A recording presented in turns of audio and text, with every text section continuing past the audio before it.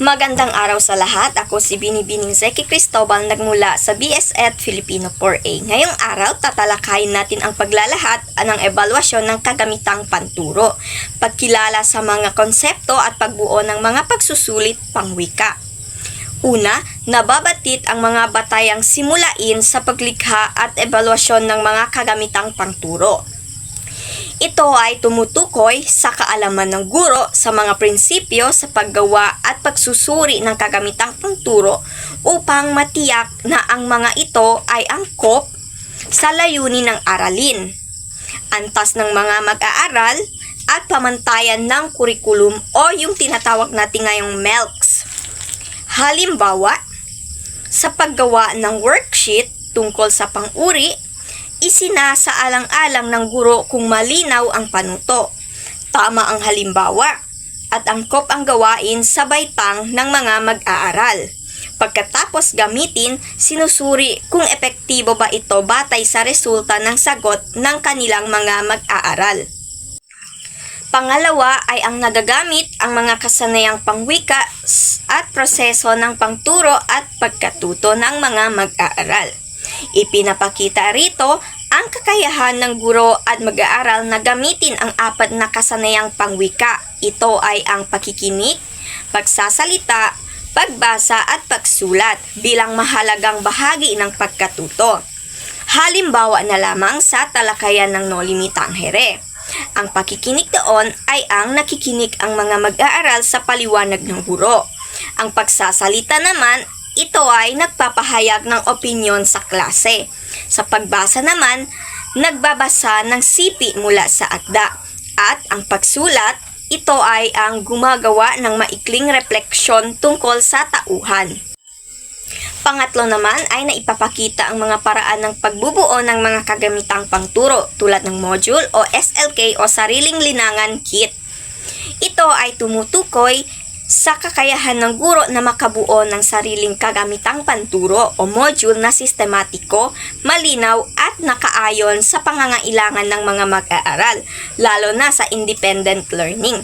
Halimbawa na lamang nito ay ang guro ay gumagawa ng SLK na may mga bahagi, tulad ng panimula, mga layunin, mga gawain, pagtataya, sagutan, at ginagamit ito ng mga mag-aaral kahit walang direktang gabay ng guro. Pang-apat naman, ito ay nababatit ang mga uri at bahagi ng banghay aralin. Dito, ipinapakita rito ang kaalaman ng guro sa iba't ibang uri ng banghay aralin. Halimbawa, detalyado, maladetalye. At sa mahalagang bahagi nito ay gumagabay sa maayos na pagtuturo. Halimbawa na lamang, sa isang detalyadong banghay aralin, makikita ang mga sumusunod na bahagi tulad ng layunin, paksa, kagamitan, pamamaraan, halimbawa, 4A's or activity, analysis, attraction at aplikasyon, pagtataya at takdang aralin. Magandang araw sa lahat. Ako si Binibining Jenny Rose D. De Los Reyes at ngayon pag-uusapan natin kung paano nasusuri ang kahalagahan ng teknolohiya bilang kagamitan pangturo sa pagkatuto ng mga mag-aaral. Ang teknolohiya sa edukasyon ay tumutukoy sa paggamit ng mga digital tools, software at modernong kagamitan upang mapabuti ang proseso ng pagtuturo at pagkatuto. Narito ang mga dahilan kung bakit mahalaga. Una ay nagpapataas ng interes. Mas nakakaengganyo ito para sa mga mag-aaral. Pangalawa, nagbibigay ng interaktibong karanasan, hindi lang passive na pagkikinig. Pangatlo, nagpapalawag ng kaalaman. Mas maraming mapagkukuhaan ng impormasyon. Pang-apat, nakakatuon sa iba't ibang learning style tulad na lamang ng visual, auditory, kinesthetic at iba pa. Halimbawa na lang rito ay ang paggamit ng video, interactive apps, and online resources. Ngayon ay dadako na tayo sa nagkagagawa ng talahanayan ng espesipikasyon batay sa taksonomiya ni Bloom's.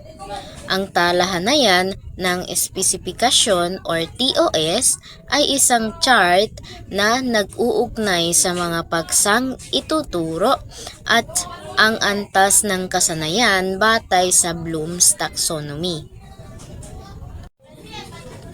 Narito ang mga antas sa taxonomy ni Bloom's.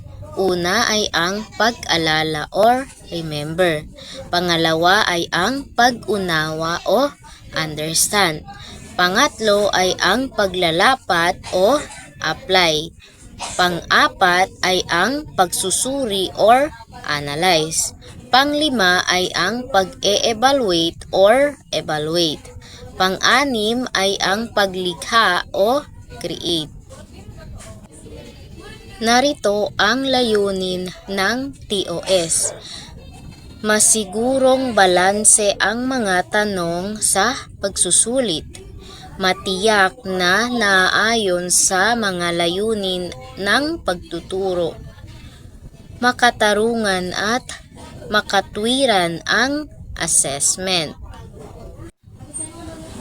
Natutukoy at nasusuri ang mga simulain sa paghahanda ng pagsusulit sa wika at panitikan. Ang paghahanda ng pagsusulit ay dapat na nakabatay sa mga prinsipyo upang maging epektibo at patas. Narito ang mga mahahalagang prinsipyo. Una, dapat ay malinaw ang layunin. Dapat alam kung ano ang sinusukat. Pangalawa, dapat angkop sa kakayahan. Dapat naaayon sa antas ng mga mag-aaral. Pangatlo ay dapat balido na at maaasahan. Tama at consistent ang pagsukat. Pang-apat ay ang makatarungan na walang bias at pantay-pantay ang pagtataya. Mahalaga ring isaalang-alang ang iba't ibang anyo ng pagsusulit tulad ng multiple choice, sanaysay, pagtukoy at performance-based assessment. Natutukoy ang paggamit o pag-uugnay ng modernong teknolohiya tulad na lamang ng ikagamitan pagtuturo bilang tugon sa pagtuturo at pagkatuto. Ang ikagamitan pagtuturo ay mga digital tools at platform na ginagamit sa pagtuturo. Narito ang mga halimbawa. Una ay ang PowerPoint para sa presentasyon. Pangalawa ay ang Google Classroom para sa pamamahagi ng mga materyales at tagdang aralin. Pangatlo ay ang educational videos tulad ng YouTube or Khan Academy. Pang-apat ay ang online quiz platforms tulad ng Quizzes, Kahoot at Google Forms. Narito ang mga benepisyo. Una narito ay ang paghahatid ng impormasyon sa mga mag-aaral. Pangalawa ay ang real-time na feedback sa pagganap ng mga mag-aaral. Pangatlo ay ang flexible na pag-aaral. Pwedeng gawin sa bahay o sa paaralan. Pang-apat ay ang interactive at engaging ang mga aktibidad. At doon nagtatapos ang aming talakayan.